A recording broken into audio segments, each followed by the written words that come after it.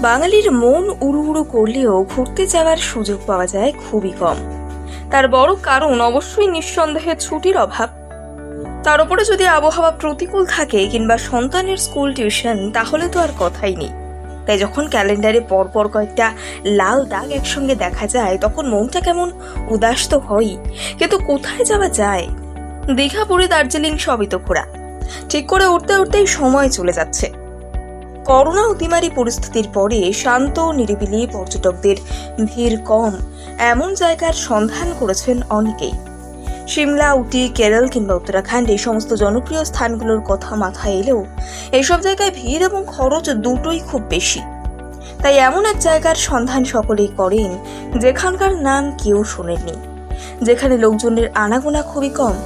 এরকমই একটি জায়গা রয়েছে হাতের খুব কাছে। ছত্তিশগড় রাজ্যের অম্বিকাপুর জেলায় অবস্থিত মেনপাট ছোটনাগপুর মালভূমি অঞ্চলের সব থেকে সুন্দর হিল স্টেশনগুলির মধ্যে একটি। ছত্তিশগড়ের অন্যান্য জায়গা থেকে অনেকটাই আলাদা এই হিল স্টেশন। মেনপাটকেই ছত্তিশগড়ের সিমলাও বলা হয়ে থাকে। প্রাকৃতিক সৌন্দর্য এবং মনোরম পরিবেশ যদি আপনার অগ্রাধিকার হয়ে থাকে, তাহলে অবশ্যই একবার ঘুরে যান ছত্তিশগড়ের এই ছোট্ট হিল স্টেশনটিতে। এটি আদতে একটি তিব্বতী কলোনি। ধাকপো মনেস্ট্রি, বৌদ্ধ মন্দির, মনোমুগ্ধকর জলপ্রপাত এবং গুহা নিয়েই মন ভালো করতে প্রস্তুত মেনপাট। মেনপাট এলাকার অন্যতম আকর্ষণ হলো এই ধাকপো বৌদ্ধ বিহার। তিব্বতের যুদ্ধের সময় সেখানকার বহু বাসিন্দা রিফিউজি হয়ে ভারতের এই অঞ্চলে বসবাস শুরু করেছিলেন এবং তারাই তাদের এই ছোট্ট সম্প্রদায় নিয়ে একেবারে মাতিয়ে রেখেছেন মেনপাট অঞ্চলটিকে। যেহেতু বৌদ্ধ ধর্মের প্রাধান্য এই জায়গায় বেশি, তাই আনাচে কানাচে বেশ কিছু বৌদ্ধ মন্দির পড়বে চোখে।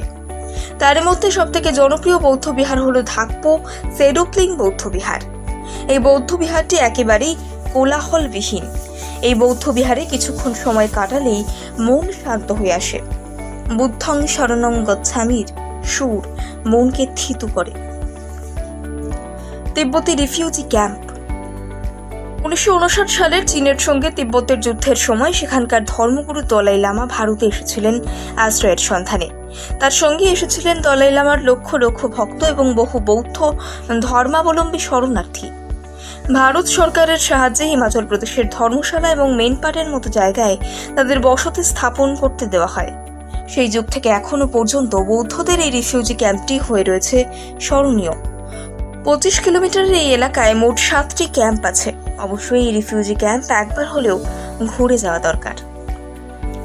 Tiger point. মেনপাটের মূল কেন্দ্র থেকে প্রায় 7 কিলোমিটার দূরে অবস্থিত টাইগার পয়েন্ট এই এলাকার অন্যতম একটি আকর্ষণীয় স্থান। আদতে এটি একটি জলপ্রপাত, যার উৎপত্তি মহাদেব মুদা নদী থেকে। এই জলপ্রপাতটি সবুজে ঘেরা এবং জলপ্রপাতের চারিদিকের ঘন জঙ্গল এই স্থানটিকে করে তুলেছে আরো মোহময়ী। এই জলপ্রপাতের উচ্চতা প্রায় 60 মিটার, ফলে জলপ্রপাতের একেবারে নিচে যাওয়ার অনুমতি মেলে না। তবে জলপ্রপাতের পাশে বসে বেশ খানিকক্ষণ সময় কাটাতে পারেন। মাচালি পয়েন্ট। এই স্থানটিও আদতে একটি জলপ্রপাত এবং মাচালি পয়েন্ট ছাড়াও এই জায়গাটির আরও একটি নাম রয়েছে ফিশ পয়েন্ট। জলপ্রপাত থাকলেও এই মাচালি পয়েন্টের সব থেকে বড় আকর্ষণ হলো নদীতে ভেসে চলা রঙিন বিভিন্ন মাছ। প্রধান হিল স্টেশন থেকে প্রায় 17 কিলোমিটার দূরে অবস্থিত এই জায়গাটি।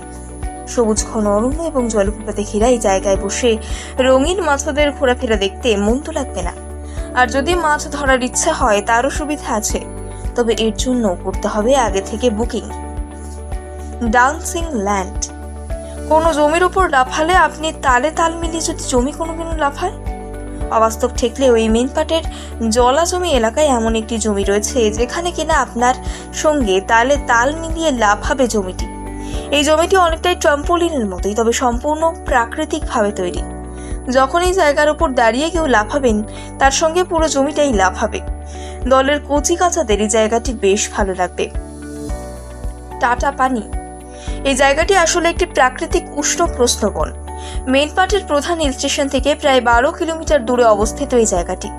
পুরাণ মতে রামায়ণের সময়কালে রাম নাকি এই জায়গায় গরম তেলের একটি বাটি ফেলে দিয়েছিলেন এবং সেই থেকে এই জায়গায় উষ্ণ প্রস্রবণ তৈরি হয়েছে।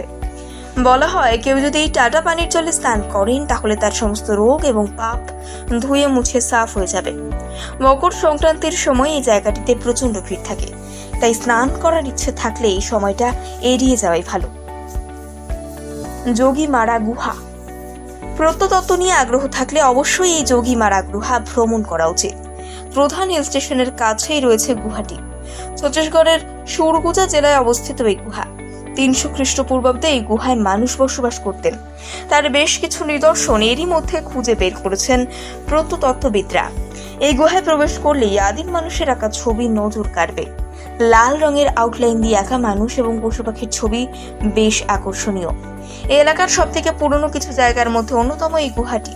ট্রেকিং করার সুযোগও রয়েছে, তবে এই ট্রেক করা খুব একটা সহজ নয়। উল্টা পানি মেলপাটের সব থেকে নতুন আকর্ষণের মধ্যে একটি হলো এই উল্টা পানি। এই জায়গাটি বর্তমানে সকল পর্যটকদের আকর্ষণের কেন্দ্রবিন্দু হয়ে উঠেছে, কারণ এই জায়গায় নদীর জলের প্রবাহ উল্টো দিকে।